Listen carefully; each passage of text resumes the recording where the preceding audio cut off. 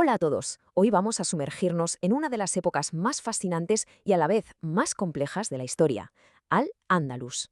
Hablamos de casi 8 siglos que no solo marcaron a fuego la península ibérica, sino que su eco resonó en toda Europa. Es una historia de conquistas, sí, pero también de un esplendor cultural increíble y un legado que, como veremos, sigue muy vivo. Entender este periodo es clave para comprender cómo se va tejiendo la historia. Y esta es la gran pregunta que nos va a guiar, ¿verdad? ¿Cómo es posible que un periodo tan largo de tiempo cambie por completo no solo un país, sino que influya en todo un continente? Porque, a ver, no estamos hablando de un episodio breve, de una nota a pie de página. Son 800 años que lo transformaron todo: la cultura, la ciencia, la sociedad. Para entenderlo, vamos a empezar, como tiene que ser, por el principio. Bueno, pues el primer acto de esta larga historia arranca con una velocidad que de verdad cuesta creer. Fue una conquista que redibujó el mapa de la península en lo que pareció un suspiro. Fijaos en las fechas, porque es alucinante. En el 711, la batalla de Guadalete básicamente sentencia al reino visigodo, y para el 718, menos de 10 años después, ya tenían el control de casi toda la península. O sea, es una rapidez militar y política que hoy en día sigue sorprendiendo a los historiadores. Casi sin precedentes. Entonces, la pregunta es, ¿cómo fue posible? ¿Cómo se consigue algo así? Uno tiende a pensar solo en la fuerza militar, en grandes ejércitos, pero la clave fue mucho más compleja. Por un lado, el reino visigodo estaba hecho un lío, muy dividido y débil por dentro. Cuando su rey, Rodrigo, cae en batalla, la resistencia pues se viene abajo. Y eso hay que sumar una estrategia muy inteligente: los pactos. Ofrecían a la gente mantener sus tierras y su religión a cambio de un impuesto. Claro, para muchos era una opción mucho mejor que la guerra. Pero ojo, esta expansión no fue infinita. Parecía imparable, pero todo avance tiene un límite. Y aquí los límites se marcaron en dos puntos muy claros. Por el norte, en las montañas de Asturias, en la famosa batalla de Covadonga, y luego el freno definitivo en el corazón de Francia, en la batalla de Poitiers, en el 732. Esos dos eventos básicamente dibujaron las fronteras de Al-Ándalus durante mucho tiempo. Y ahora, una vez que la situación se asienta, pasamos a lo que para muchos es el capítulo más increíble de esta historia. Al-Ándalus no solo se consolida, sino que se convierte en un auténtico faro de civilización para el resto de Europa. Y en el centro de todo, una ciudad que brillaba como ninguna: Córdoba. A ver, para que nos hagamos una idea de lo que significaba esto, pensemos en el París o el Londres de la época, que eran poco más que caminos de barro y una oscuridad casi total por la noche. Ahora pensemos en la Córdoba del siglo X. Hablamos de una metrópolis con calles pavimentadas y alumbrado público. Era algo de otro mundo, de verdad. No es de extrañar que fuera el centro intelectual de todo el continente. 400.000. Esta cifra es una barbaridad. Se estima que era el número de volúmenes, de manuscritos, que había en la gran biblioteca de Córdoba. Para ponerlo en perspectiva, era, sin discusión, la biblioteca más grande del mundo en su momento. Un imán para sabios y eruditos de todas partes. Pero claro, el esplendor no era solo cosa de libros y filosofía. La vida cotidiana también cambió radicalmente. Al-Ándalus vivió una auténtica revolución en el campo. Se trajeron técnicas de riego súper avanzadas, como las acequias, que cambiaron el paisaje para siempre. Y con ellas llegaron cultivos que hoy nos parecen muy de aquí, ¿no? Los cítricos, el arroz, el algodón, la caña de azúcar. Todo eso transformó la economía y, por supuesto, lo que se comía.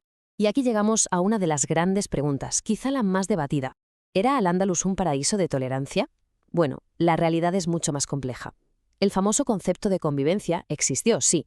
Hubo periodos de una colaboración cultural increíble entre musulmanes, judíos y cristianos. Pero también había tensiones, había impuestos especiales para los no musulmanes y hubo momentos de persecución. Así que no era un paraíso idílico, pero sí fue un espacio de interacción cultural único y muy pragmático para lo que era la Europa medieval. Pero como casi todo en la historia, ninguna edad de oro es eterna. Aquel poder tan centralizado y fuerte de Córdoba, con el tiempo, se acabó rompiendo. Y eso dio paso a un periodo de división que, claro, abrió la puerta a los reinos cristianos del norte. Lo que antes era el estado más poderoso de Europa, el Califato de Córdoba, de repente, ¡pum!, se desintegra en un montón de reinos más pequeños, las famosas taifas.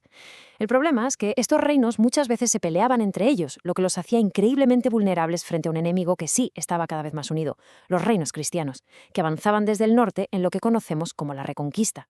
Y es curioso, porque en medio de esta época de fragmentación y declive político es cuando se levanta una de las mayores joyas que nos ha dejado Al-Ándalus: la Alhambra de Granada.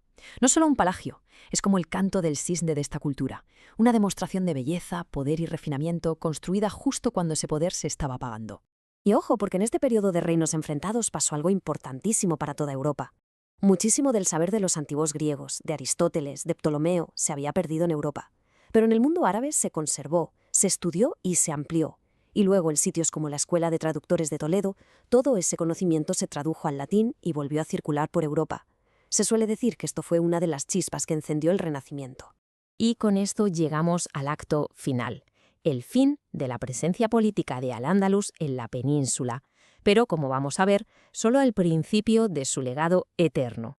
Hay una fecha que yo creo todo el mundo conoce, 1492. Es el año del viaje de Colón, sí, pero también es el año en que los reyes católicos, Isabel y Fernando, toman el último territorio musulmán que quedaba en la península, el Reino de Granada. Esa imagen, casi de película, de Boabdil entregando las llaves de Granada es uno de los momentos más simbólicos de la historia de España. Representa el fin de casi 800 años de poder musulmán y el nacimiento de una nueva etapa, una nación unificado bajo una sola corona y una sola fe. Y ahora otra cifra, un número importante que está metido en nuestro día a día, aunque la mayoría de las veces ni nos demos cuenta de ello. Más de 4.000. ¿Qué es esto? Pues son las palabras que usamos hoy, en castellano, que vienen directamente del árabe. De hecho, después del latín, es la influencia más grande que tiene nuestro idioma. Una prueba clarísima de hasta qué punto esa herencia está arraigada.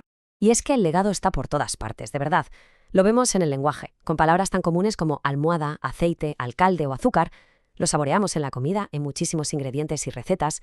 Y por supuesto lo vemos en la arquitectura, con el estilo mudéjar, esa mezcla única de arte islámico y cristiano que es algo propio y maravilloso.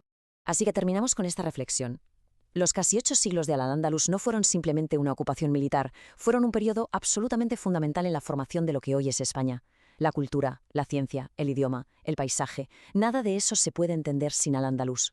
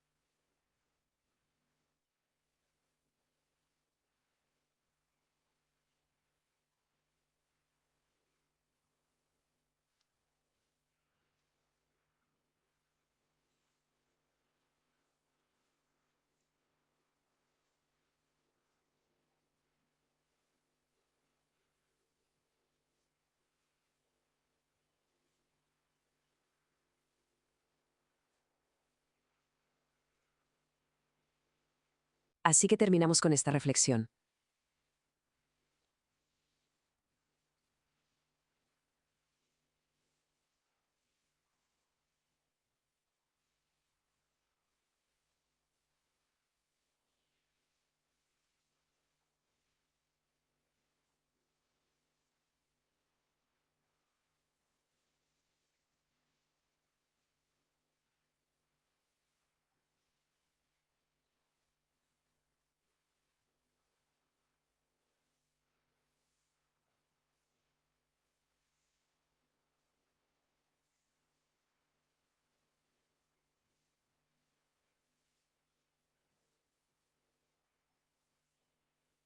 Así que terminamos con esta reflexión.